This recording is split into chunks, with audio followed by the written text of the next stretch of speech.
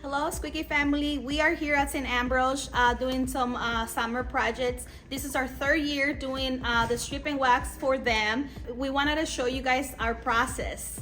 Right now we have one of the rooms. What we do is we move everything away and we sweep it.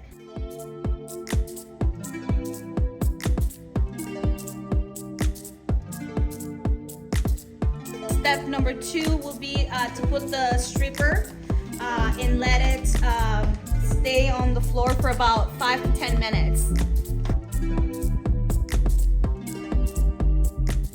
Then he's gonna wash it with the scrubber. He's gonna wash it three times with clean water.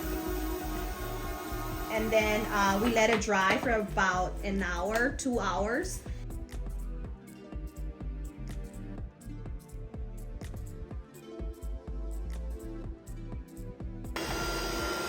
And like if you feel that it doesn't have any wax anymore, so yeah, we'll just have to clean it with clean water.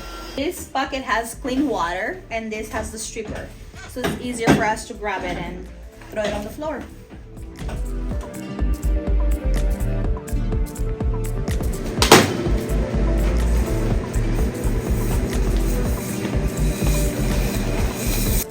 And then yeah, we'll put the wax down, and we usually have to wait about 2 to 3 hours between each coat.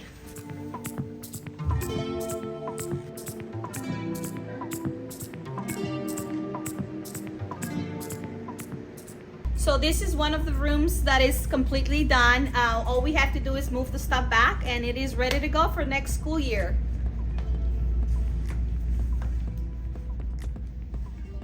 With St Ambrose, they have about 42 classrooms. It takes about 3 weeks to complete the strip and wax, but we also do the carpet cleaning in the rooms. It takes about a week and a half for that.